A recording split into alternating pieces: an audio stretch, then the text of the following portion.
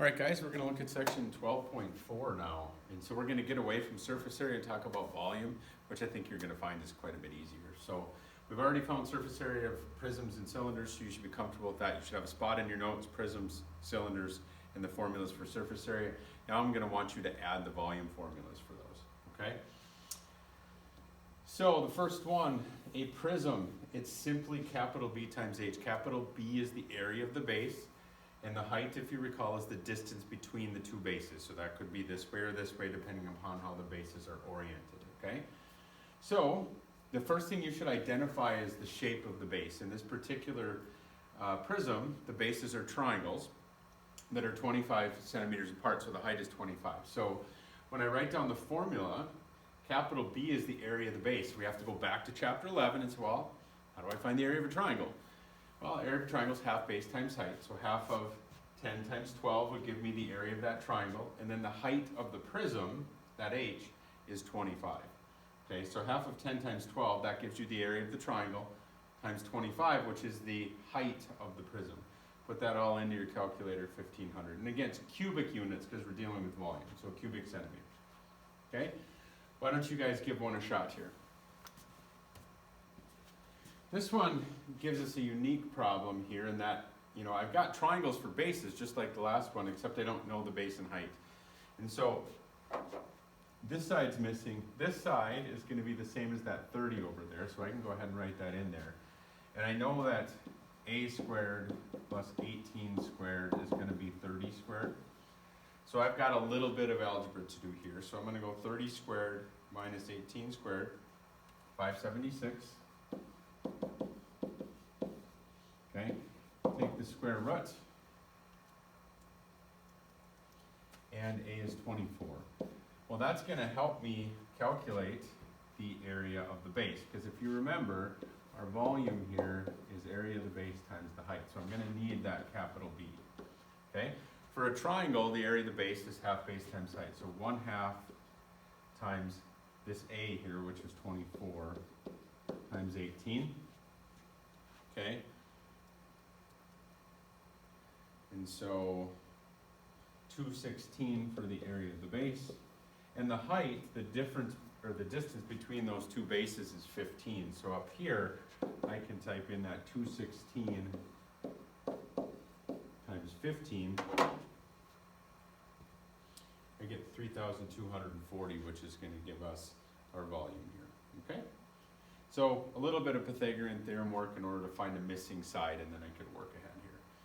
Okay, all right, so a cylinder, again, is like a prism, except it's got circles for bases. So when I say capital B, well, that's pi r squared this time because it's a circle. And then the height is the distance between the circles. So pi r squared h. And so your radius here is 1.8. Your height is 1.8. So you're going to replace r with 1.8 and h with 1.8. You're going to put it all into the calculator and see what you get. About 18.3 in this case. Okay. So what about this one? Volume is area of the base times the height. Off to the side here, our area of our base, pi r squared. Okay, well, or we'll just write here pi r squared h. And our radius is 8 and our height is 5. So we're just going to go pi times 8 squared times 5. So in the calculator here, pi times 8 squared times 5, I get 1005.3, which is D here. Again, we're just putting numbers into the calculator. Okay, an oblique prism, if you recall, is one that's slanted just a little bit, but Cavalieri's principle says if two solids have the same height and the same cross-sectional area, so the cross-section of both of these is still a square, then you find the volume the same way, okay? The formula is the same. So even though that's oblique, our radius is 15, our height is 25, we're just going to go pi r squared h there, okay? So radius we're going to use 15 and height we're going to use 25.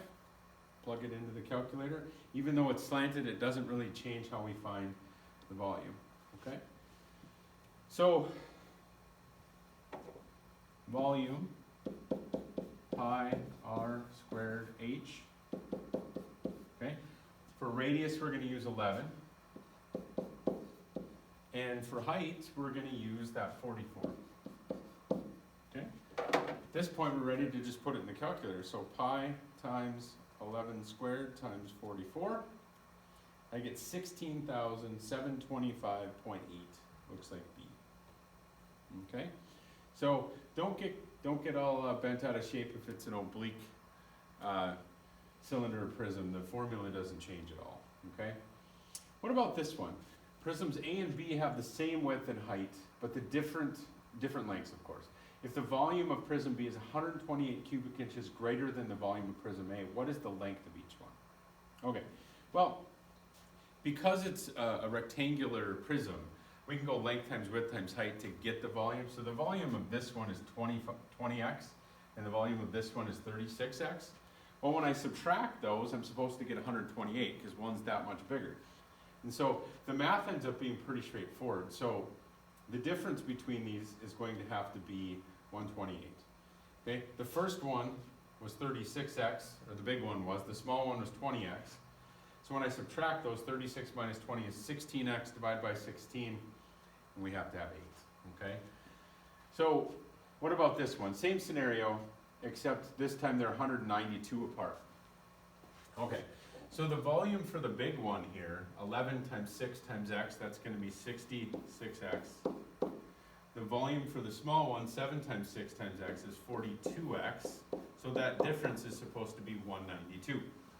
Okay, so 66 minus 42 is 24x. All right, and then you just have to divide, right? 24 into 192 is just 8. And there we go, that's our width. Okay, so it seems more complicated. It seems like we had to do more algebra, but it really was just that, okay? And there we go, guys. That's it for volume. Page 866, 11 to 31, the odds. Good luck. Ask for help if you need it.